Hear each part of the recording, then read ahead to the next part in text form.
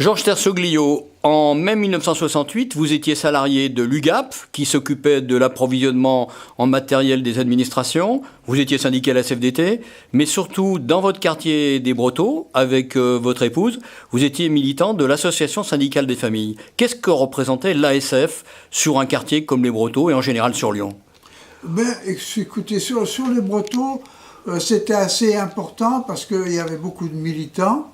Des militants issus de la classe ouvrière et des militants issus de différentes professions. Et il y avait de la chimie, de la métallurgie. De la chimie, de la métallurgie, des gens dans les bureaux, enfin qui se donnaient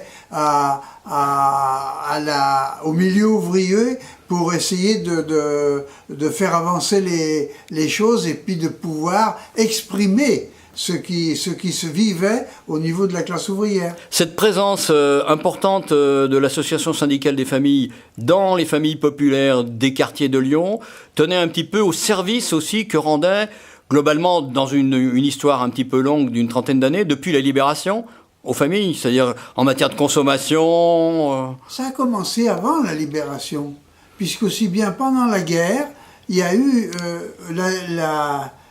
ça s'appelait pas CSF à l'époque, ça s'appelait AFO, Association familiale ouvrière, et on avait organisé, je me souviens, rue Robert, on avait organisé des achats groupés pour que les familles puissent acheter des pommes de terre, des choses comme ça, et finalement survivre pendant cette période-là. Donc ça a un antécédent qui est avant la libération.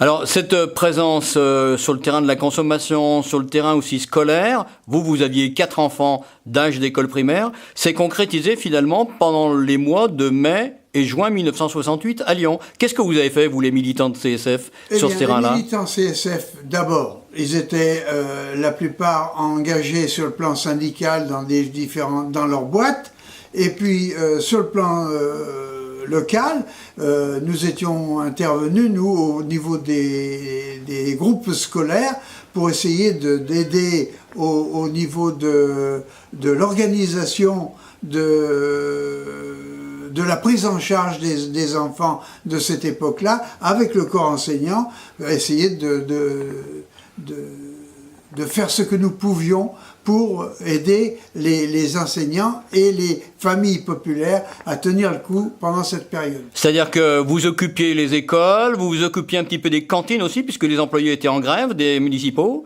Oui, les cantines, on n'a pas la prétention d'avoir fait des cantines scolaires à la place de ce qui pouvait venir de la ville de Lyon autrefois. Mais il faut quand même dire qu'on a fait ce que nous pouvions pour que les gosses soient reçus et que le corps enseignant puisse